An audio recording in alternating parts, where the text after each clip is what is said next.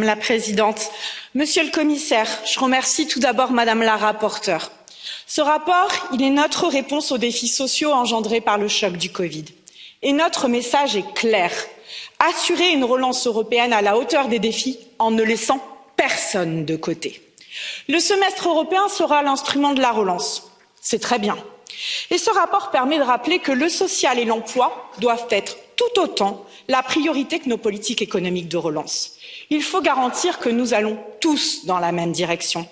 Une relance et une transformation innovatrice économiquement, juste socialement et responsable écologiquement. Pour cela, 3 priorités simultanées. Premièrement, l'urgence de la relance. Le plan de relance historique adopté en juillet dernier devra soutenir les travailleurs, spécifiquement les plus précaires, afin de préserver leurs emplois, leurs salaires et leurs conditions de travail.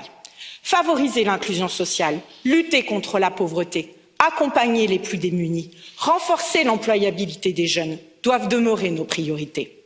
Deuxièmement, le maintien de notre cap. Ce choc nécessite des réponses rapides. Toutefois, nous ne devons absolument pas renoncer à nos objectifs de plus long terme. Nos politiques économiques et sociales doivent contribuer aux objectifs du développement durable, à la mise en œuvre du pacte vert et à la concrétisation du socle européen des droits sociaux. Troisièmement, l'accélération de la mise en œuvre de l'agenda social. De profondes inégalités et la faiblesse de notre modèle social européen ont été révélées. Nous devons avancer sur notre agenda en faveur de la convergence sociale et de la lutte contre la pauvreté. Vous l'avez évoqué, Monsieur le Commissaire. À titre d'exemple, un instrument pour un salaire minimum équitable dans chaque pays membre est plus que jamais nécessaire.